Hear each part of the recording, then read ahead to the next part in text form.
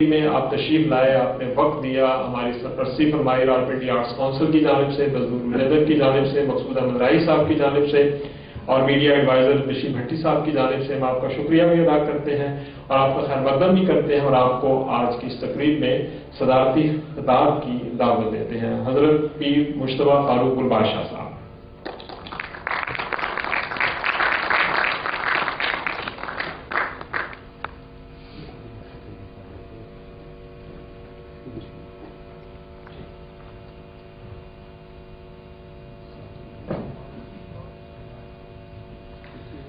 نحمده ونصلي على رسوله الكريم اما بعد فاعوذ بالله من الشیطان الرجیم بسم اللہ الرحمن الرحیم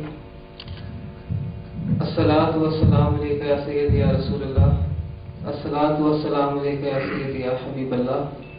آپ لوگ تاریخ اسلام اگر پڑھیں، حضور صلی اللہ علیہ وسلم، آپ صلی اللہ علیہ وسلم کے زمانے میں، اس کے بعد خلفائے راشدین اصحابہ کرام کے زمانے میں آپ کا کردار کیا ہوتا تھا؟ حضور صلی اللہ علیہ وسلم کے صحابہ کا کیا کردار ہوتا تھا؟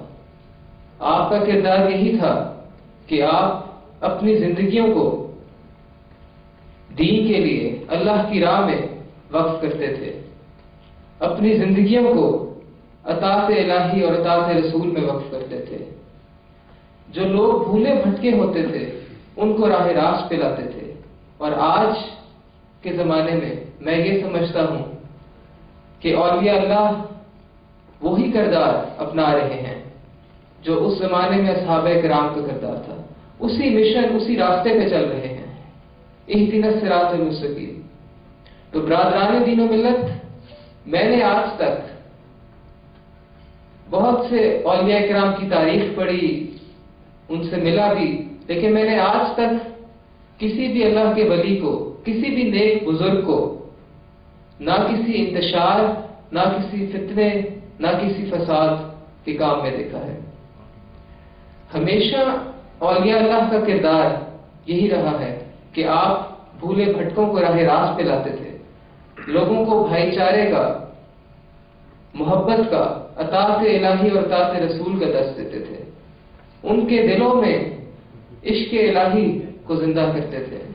تو میرے بھائیوں، آج ضرورت ہے، میں مقصود احمد راہی صاحب کو مبارکباد پیش کرتا ہوں کہ آپ نے اس عمر میں اتنی محنت کے ساتھ اپنی کتاب اولیاء پوٹھار لکھی، اور یہ وقت کی ضرورت تھی کہ آج ہم اسلام کا اصل مقصد، اسلام کا اصل مشن کو اجاگر کریں۔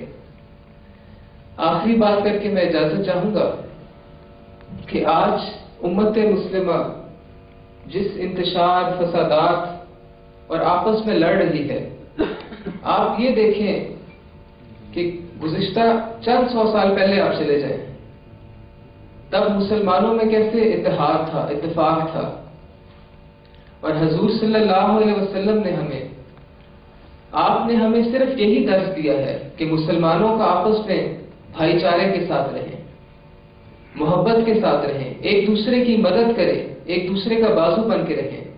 حضور صلی اللہ علیہ وسلم کی بے شمار ایسی احادیث مبارکہ ہیں جس میں آپ فرماتے ہیں کہ مسلمان کا کردار دوسرے مسلمان کے ساتھ ایسا ہونا چاہیے جیسے ایک بھائی کا دوسرے بھائی کے ساتھ۔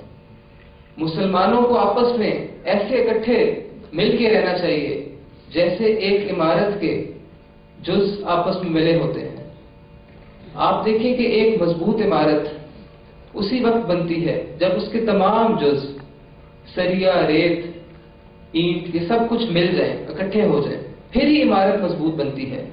آج مسلمان اسی وقت مضبوط بن سکتے ہیں اگر ہم سب اکٹھے ہو جائیں، اگر ہم سب اکٹھے ہو کے اولیاء اللہ کی تعلیمات پر عمل کریں۔